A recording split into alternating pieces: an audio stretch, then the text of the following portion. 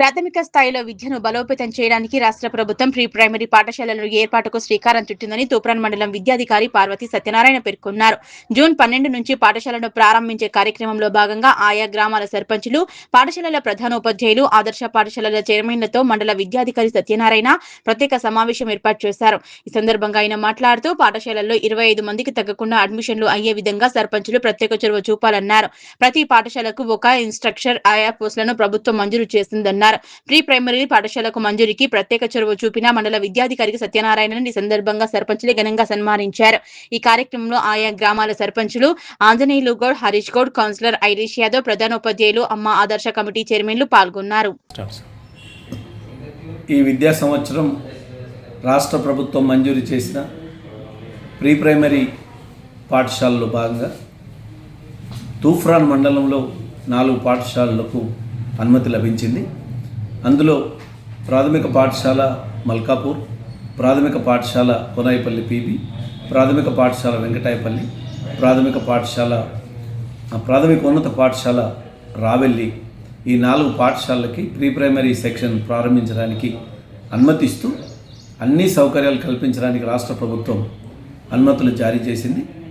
ఇందులో ఒక ఆయాను, ఒక ఇన్స్ట్రక్టర్ని నియామకానికి కూడా రాష్ట్ర ప్రభుత్వం అనుమతించింది.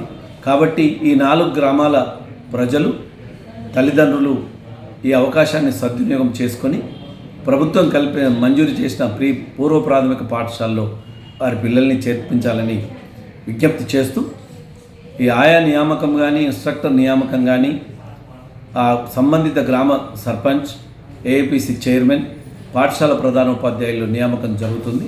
సంబంధిత గైడ్లైన్స్, మార్గదర్శకాలు వారికి అందజేయడం జరిగింది. ఈరోజు తూప్రాన్ మండలంలోని 4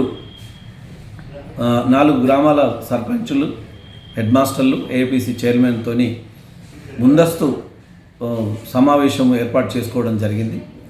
విధి విధానాలు రూపొందించడానికి, విద్యార్థుల అడ్మిషన్ల ప్రవేశాల విషయంలో మాట్లాడడం జరిగింది.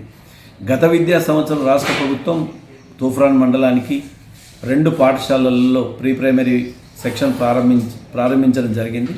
అందులో MPPS Toopran, MP UPS Gundreddipalli చాలా బ్రహ్మాండంగా నడుస్తున్నాయి.